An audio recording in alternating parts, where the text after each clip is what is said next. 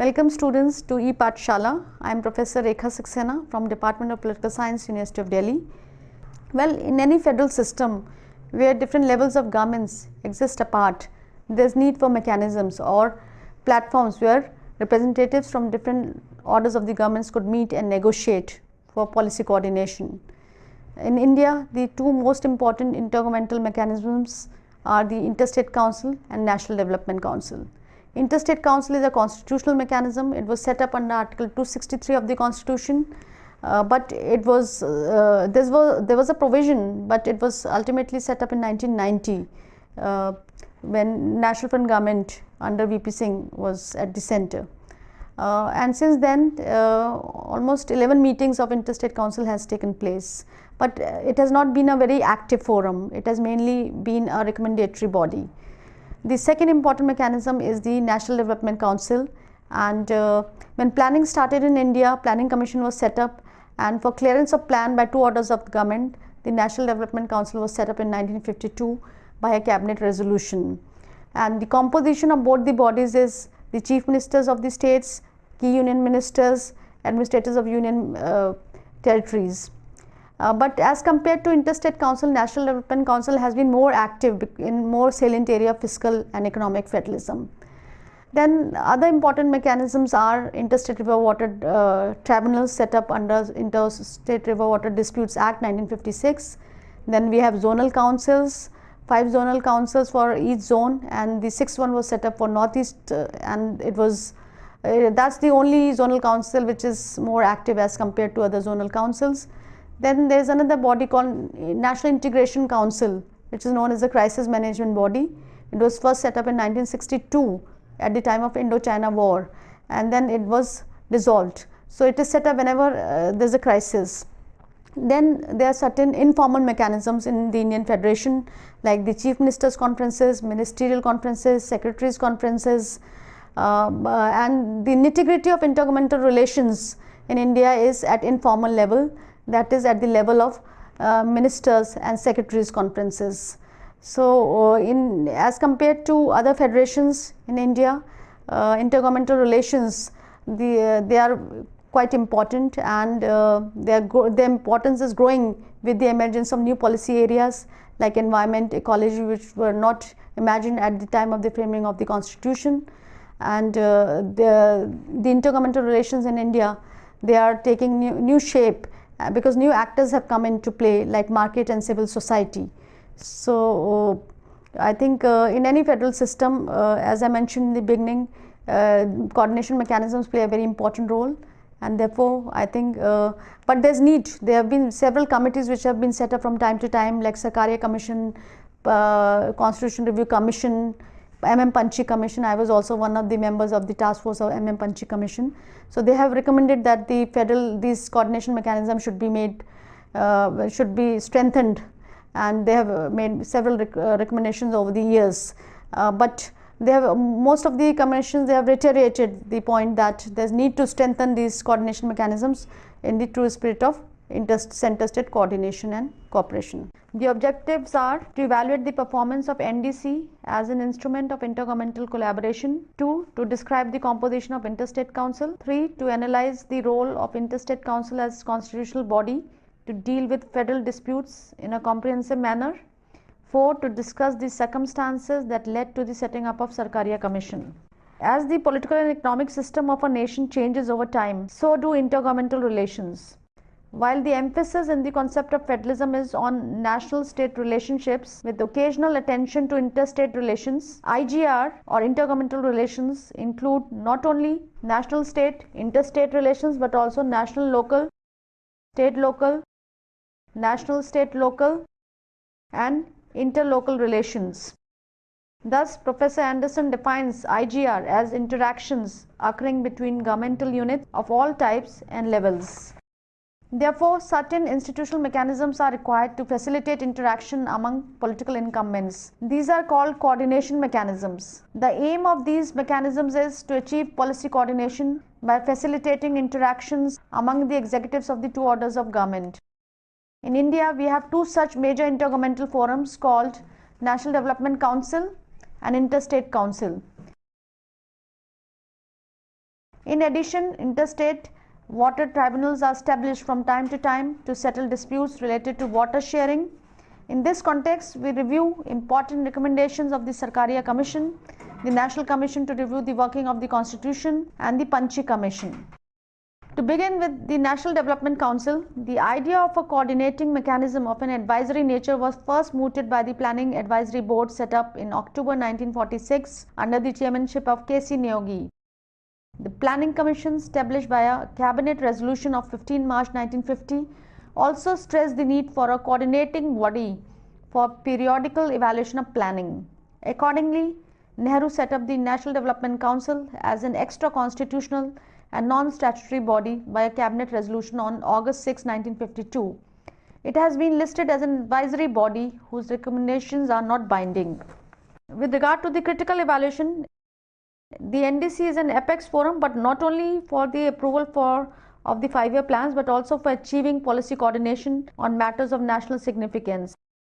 However, the status of the NDC is largely a function of the politics of a particular period.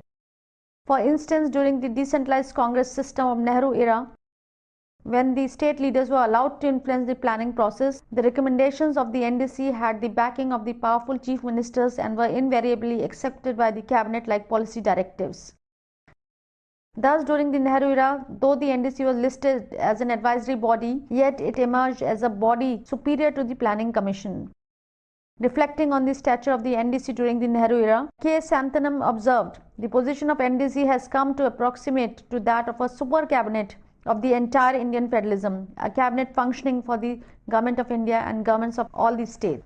Now, but over the years from 1952 to 1963 and further following years, the NDC from super cabinet, it became a rubber stamp. There have been various commissions which have been set up from time to time, like first Administrative Reforms Commission, and then second Administrative Reforms Commission, and then Sarkaria Commission, then Constitution Review Commission, then Punchhi Commission, which have given various recommendations to reform in National Development Council. Now, the second important constitutional body is the Interstate Council, which is a permanent constitutional body created for interstate coordination. It is the only constitutional body to deal with federal disputes in a comprehensive manner. It has a high potential to strengthen vertical and horizontal cooperation in Indian federalism. However, this potential remains untapped. The significance of the ISC as a platform for intergovernmental coordination and its potential for proactivism in fostering collaborative federalism has increased in the context of coalition era. The key function of the Council is to investigate and discuss the subjects of common interest between union states or among states. However, the following issues may not be brought up before the Council, like any issue which can be resolved at the official or ministerial level, any issue which has to be dealt with by the National Development Council, the National Integration Council, Finance Commission and Planning Commission, any issue which is sub judice or is under consideration in either House of Parliament, any other issue the discussion of which may, in opinion of the chairman, create discord between states or otherwise be against the public interest or against interest of sovereignty of or integrity of India, the security of the state, friendly relations with foreign state or public order. Now, another important such forum is interstate river tribunals. India has 14 major, 9 medium interstate rivers. The interstate water disputes involve legal and constitutional questions involving allocation of waters between different states, apportionment of construction cost of projects developed jointly by more than one state, compensation to the states affected by the implementation of a project by a state, settlement of disputes regarding interstate agreements, and the National Commission to review the working of the Constitution. This commission was set up by a National Commission to review the working of the Constitution, or also known as Constitution Review Commission, set up by NDA government in 2000, and it submitted its report in 2002. It was chaired by Justice M.N. Venkat Chilaya. The Commission made 249 recommendations. Of them, 58 involved constitutional amendments, 86 involved legislative measures, 105 could be accomplished through executive action.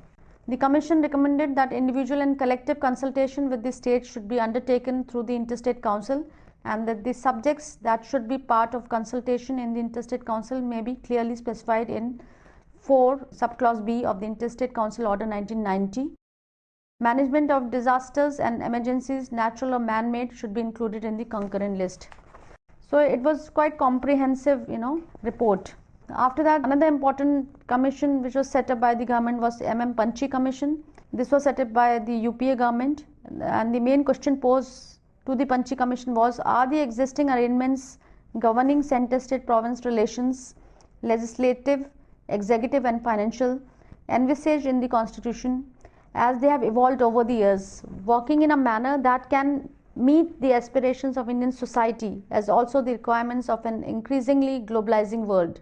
If not, what are the impediments and how can they be remedied without violating the basic structure of the constitution?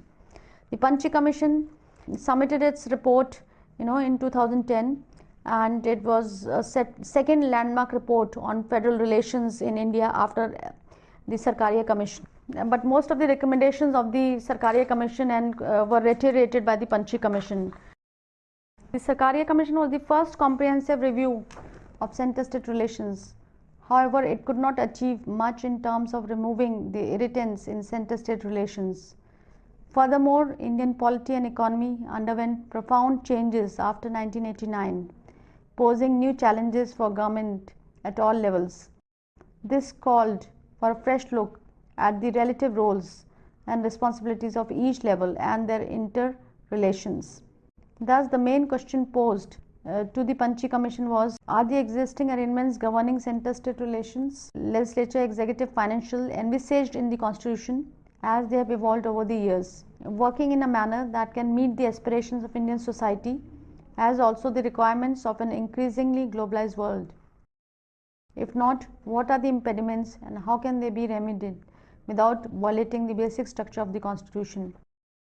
The Punchhi Commission was appointed in April 9, 2007, presented its report to the Government of India on 19 April 2010. The report is the second landmark report on federal relations in India. The Punchhi Commission was headed by Justice Punchhi. The other four full-time members were Dhirendra Singh, V.K. Duggal, Madhav Menon and Vijay Shankar. Keeping in mind the changed social, political and economic internal security scenario in the country, the government assigned the Commission much wider range of terms of reference. The terms of reference required the Commission to examine the review of working of existing arrangements between the Union and states, various pronouncement of courts regarding powers, functions and responsibilities in legislative, administrative, financial relations, economic and social planning, Panchayati Raj, sharing of resources, including interstate river water disputes. The Commission was also required to address the growing challenges of ensuring good governance and sustained and rapid economic growth in the context of recent social and economic developments. The terms of reference of the Punchhi Commission are as follows. The Commission will examine and review the working of the existing arrangements between the Union and the states, healthy precedents, various pronouncements of the courts in regard to powers, functions and responsibilities in all spheres of federal relations.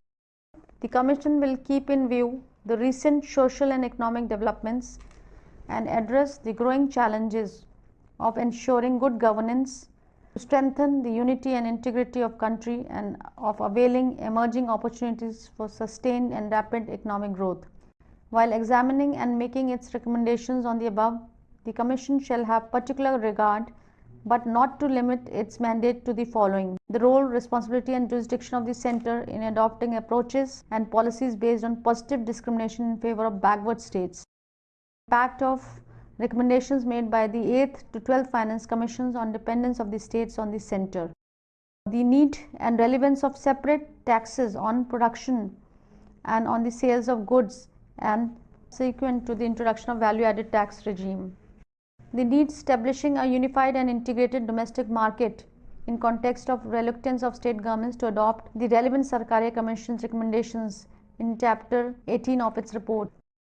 Further, the need for setting up of a central law enforcement agency empowered to take up investigation of crimes having interstate or international ramifications with serious implications on national security. The feasibility of a supporting legislation under Article 355 for purpose of deployment of central forces in the states if and when the situation so demands. The Punchhi Commission report covers all important themes in center-state relations in 7 volumes. Volume 1 deals with evolution of center-state relations. Volume 2 goes into the constitutional scheme of things, covering recommendations regarding Article 19, Article 355, 356 and 263. Third volume deals with economic and financial relations, and recommendations include upgrading of planning model to remove regional imbalances. The fourth volume gives recommendations regarding 73rd and 74th Amendments and 6th Schedule of the Constitution.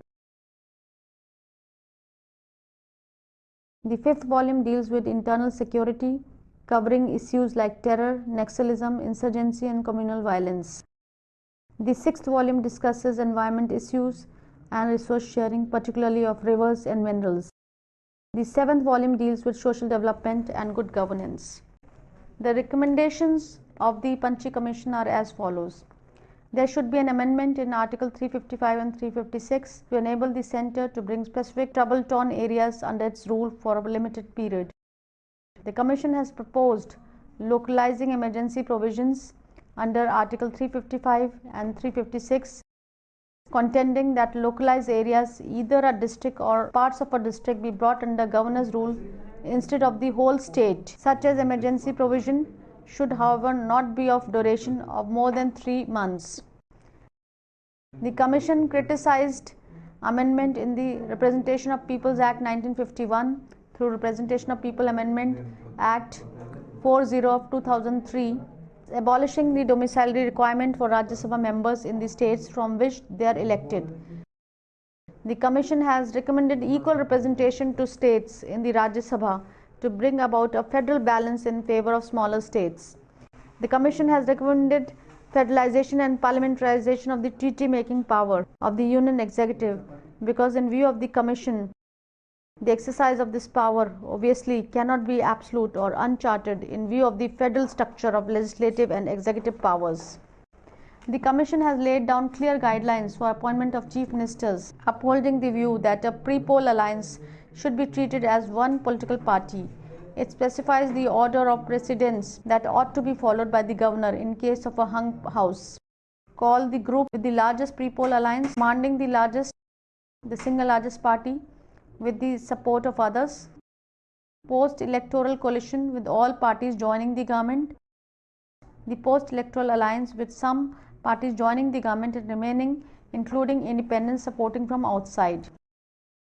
The Punchhi panel observes that governors should have the right to sanction prosecution of a minister against the advice of Council of Ministers. However, it recommends that the convention of making them chancellors of universities be done away with.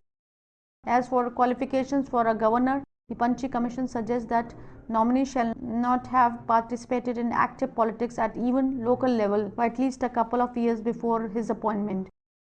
The Commission also criticizes arbitrary dismissal of governors, saying the practice of treating governors as a political football must stop. It has also recommended that state chief minister have a say in appointment of governor. Unlike the Sarkaria Commission, the Punchhi Commission has recommended fixed 5-year tenure for governors and their removal only through impeachment by State Assembly, along the same lines as that of the President by the Parliament. The Punchhi Commission report also recommends that a constitutional amendment be brought about to limit the scope of discretionary powers of the governor under Article 163 subclause 2.